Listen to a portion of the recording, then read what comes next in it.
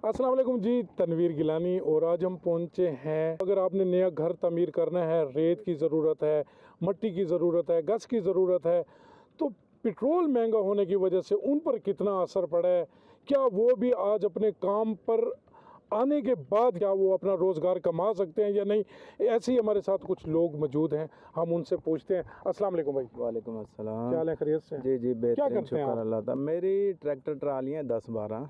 ठीक है। तो मैं इधर आता था, रेत वगैरह ले जाता था, लोग घर तामीर करते थे।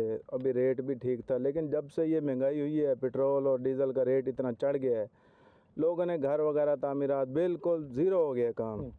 अब ये देखें, कोई ट्रालियाँ नहीं आ रही इधर, तो ज़ाहिर बात है इस बहुत बड़ा इफ़ेक्ट पड़ा हुआ है लोगों के ऊपर महंगाई का। तो हम यही चाहते हैं कि इसको कंट्रोल किया जाए। ये अपनी मरीम नवाज़ साहिबा से यही कहते हैं कि पेट्रोल डीज़ल को बिल्कुल पुराने रेट से भी नीचे ले आएँ।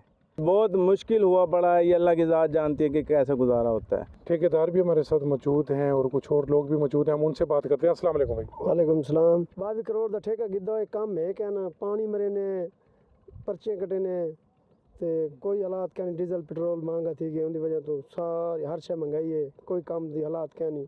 ट्रालियां ले घर रोंदे पैना से तबे बैग के हटवे ने, अब काम नहीं है, हम बैठे वेले सर। क्या वजह समझते हैं आप?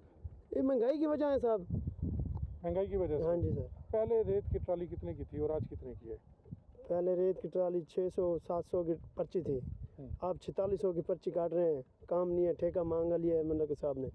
किस तरह गुजारा हो रहा है फिर क्या करें, बस बैठ बैठ के चले जाते हैं, फिर क्या कर सकते हैं। ये देखो हर चीज़ की महंगाई, पेट्रोल डीजल घी हर शय महंगाई हो गई है, क्या कर सकते हैं हम। ऐसे कुछ और लोग भी मौजूद हैं, हम उनसे बात करते हैं।